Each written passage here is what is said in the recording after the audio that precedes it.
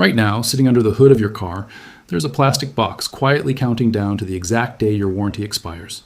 And the moment it does, your car won't start. You probably think it's bad luck. You probably think it's just normal wear and tear. It isn't. It is the result of a highly profitable system that relies entirely on making you believe your car battery is permanently dead long before it actually is. Today, we are opening the vault on something the automotive industry never talks about. A massive percentage of the car batteries that people pay hundreds of dollars to replace are not broken. They are not destroyed. They are simply suffering from a very ordinary, entirely reversible chemical problem.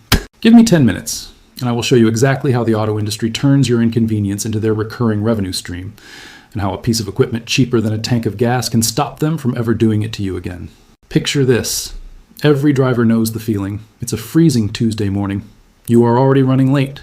You turn the key, and instead of your engine roaring to life, you get a depressing, rapid-fire clicking sound. The dashboard lights flicker like a broken slot machine. You're stranded. You call a tow truck. You end up at a repair shop. A mechanic walks out holding a compact, highly sophisticated-looking electronic tester.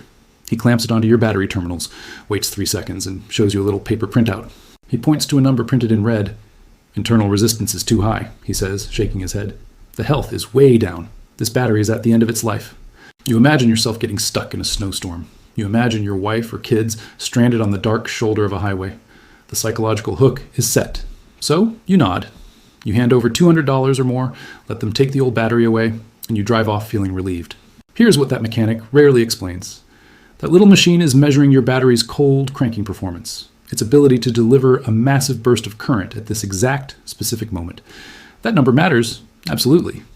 But a poor result right now is not the same thing as a permanent death certificate. It is the equivalent of giving an exhausted, severely sleep-deprived person a treadmill test, watching them fail, and legally declaring them dead. Low performance tells you something is wrong today. It does not automatically mean the damage is irreversible, and that tiny, unmentioned distinction is where an entire industry makes billions of dollars. The shop has zero incentive to figure out if your battery can be saved. Zero. Selling you a brand new plastic box is infinitely more profitable. They charge you a markup on the new battery. They charge you for the labor to drop it in. And then they make money on the dead battery you just left behind. Where do you think your old battery goes? You think it goes straight into a recycling shredder? No, it gets stacked on a pallet. It gets sold by the truckload to refurbishing facilities. These facilities take your dead battery, they treat it using incredibly cheap, standardized recovery methods. They bring it back to a highly functional state, slap a new label on it, and sell it right back into the secondary market. You paid full retail price on the front end, and you unknowingly handed them free inventory to profit from. On the back end, it is a brilliant, ruthless ecosystem. To understand how you are getting played, you have to understand what is actually happening inside that box.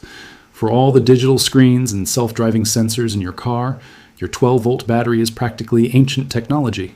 It is 19th century chemistry, lead plates sitting in a bath of sulfuric acid.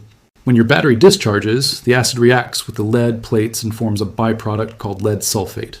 When your car's alternator recharges the battery as you drive, that lead sulfate is supposed to dissolve back into the acid. It is a cycle. Use power, make sulfate.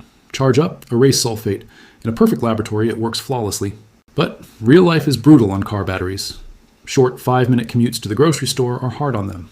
Starting the car, driving 3 blocks, and shutting it off before the alternator has time to replace the energy is hard on them. Sitting in the parking lot charging your phone with the engine off is hard on them. Leaving the car parked in the garage for 2 weeks while you are on vacation is hard on them. Every time you do this, the battery sits in a partially discharged state. And when that happens, the lead sulfate stops dissolving. It gets comfortable. It starts to harden into solid crystalline deposits on the lead plates. The engineers call this sulfation. I call it a heart attack for your car. Imagine hard mineral scale choking up the inside of your plumbing. That is exactly what sulfation does to your battery. It coats the lead plates, it blocks the electrical current, it suffocates the battery's capacity to hold power.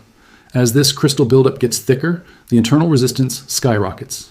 The battery becomes completely incapable of delivering the burst of energy needed to start your engine. So, one morning, you turn the key, the choked battery fails, the mechanic's tester flashes red, and you buy a new one. But listen to me, a massive percentage of those batteries are not structurally destroyed, the internal lead grids are not shattered, the plastic casing is not cracked, they are simply heavily sulfated, they are choked, and a choked battery can be cleared. If clearing a sulfated battery is possible, why don't you know about it? Why doesn't every auto parts store aggressively advertise this solution? Because of the math. If every driver knew how to reverse sulfation, replacement intervals would double. A battery that you currently throw away after 3 years would easily survive 6, 8, or even 10 years. If the lifespan of every car battery in America doubled tomorrow, a multi-billion-dollar replacement market would instantly lose half its revenue. The industry needs you to believe batteries are disposable commodities with strict expiration dates. But the chemistry to save them isn't a secret. It just requires a specific tool. A standard, cheap battery charger just dumps raw, steady power into a battery. That is fine for a slight top-off. But raw power bounces right off hardened sulfate crystals. It does nothing to clean the plates. What you actually need is a smart charger equipped with a high-frequency pulse repair or desulfation mode. Instead of a steady stream of power, these chargers act like a microscopic jackhammer. They send rapid, specifically timed voltage pulses through the battery. These pulses literally shatter the crystalline buildup on the plates, forcing the hardened sulfate to dissolve back into the acid where it belongs. It restores the surface area. It drops the internal resistance. It brings the battery back from the grave. I didn't believe it until I tested it myself. I found an old, completely neglected battery sitting on the cold, concrete floor of a garage. It had been sitting there for 2 years, covered in dust. The voltage was so incredibly low that a standard digital tester wouldn't even turn on when I hooked it up. Any shop in America would have thrown it in the scrap pile without a second thought. I hooked it up to a smart charger, I hit the repair mode, and I waited. This isn't a 5-minute Hollywood movie montage. It took a day and a half of relentless pulsing. But when the cycle finally finished and the surface charge settled, the voltage had rebounded to factory specifications. The cold, cranking amps had surged back into the green zone. Was it literally a brand new battery? No, but it started a heavy engine in the freezing cold without breaking a sweat. There is a massive profitable gap between not absolutely perfect and needs immediate replacement. If you want to break out of this cycle, here is exactly what you do. First, a mandatory warning. We are dealing with acid and electrical current. This is not the same as filling up your windshield wiper fluid. Wear safety glasses. Wear gloves. If you're going to run a high voltage repair cycle, take the battery completely out of the car. Modern cars are rolling computers. You do not want high-frequency voltage pulses surging through your vehicle's sensitive wiring harness. And memorize this rule right now because it will save you thousands of dollars in accidental damage. When you disconnect a battery, the negative terminal comes off first. When you reconnect it, the positive terminal goes on first. Why? Because the negative terminal is grounded to the metal frame of your car.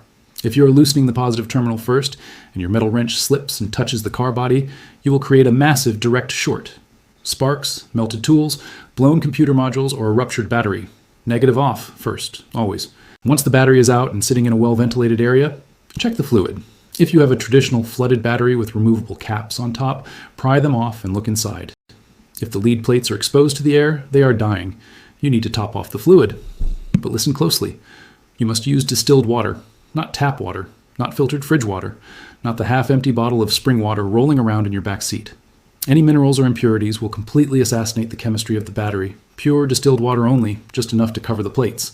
Attach the smart charger clamps. Plug it in, select the repair or desulfation mode. Then walk away. Be patient. A mildly sulfated battery might bounce back in 8 hours. A deeply abused one might take 48 hours of constant treatment. I want to be completely straight with you here. Desulfation is not literal magic. It cannot raise the dead. If a battery has physically warped plates, if a cell is completely shorted out, or if the internal grids have shed their material and collapsed, no amount of electrical pulsing is going to fix physical destruction. Some batteries truly are dead, but a massive undeniable percentage of them are not. Let's look at the financial reality. The average American household replaces a car battery every 3 to 4 years. Between the battery, the labor, the taxes, and the disposal fees, you are dropping $200 to $300 every time. Over 20 years of driving 2 cars, you are handing the battery replacement industry thousands of dollars. Or you can buy a high-quality smart charger with a pulse repair function for about $40 to $60. You hook it up to your cars once a month, especially in the winter, or if you only drive short distances. You keep the battery fully charged so the sulfate never has a chance to harden in the first place. You run a full repair cycle once a year to clean the plates. Suddenly, your battery doesn't die at year 3. It pushes to year 6, year 8, year 10. The charger pays for itself the very first time it delays a replacement. But the real savings aren't just the money.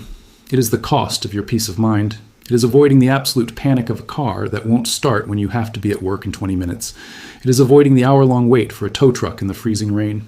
Preventive maintenance isn't about fixing broken things. It's about ensuring they never break in the first place. This entire system relies on information asymmetry. The industry knows exactly how this chemistry works, and they bank on the fact that you don't. They count on you being intimidated by the mess of wires under your hood. They count on you treating every diagnostic test as an irreversible death sentence, because as long as you believe that, they get to keep selling you replacements for things you already own. You do not have to be a master mechanic to beat them at their own game. You just have to understand the basic logic. The next time a shop technician points to a red number on a little screen and tells you your battery is toast, you don't have to blindly reach for your wallet. You get to stop and ask, is it structurally dead, or is it just sulfated? Knowledge changes the entire power dynamic. A $40 tool flips the script. You're no longer dependent on someone else's profitable diagnosis. You are no longer an easy mark. Stop throwing your money away. Stop buying into the engineered panic. If this just saved you $200, subscribe to the channel right now. Share this video with every driver you know who is sick of getting squeezed at the repair shop. Because the next time we open the vault, we are going after an automotive maintenance myth that costs you even more than your battery. Turn on the bell, and I will see you there.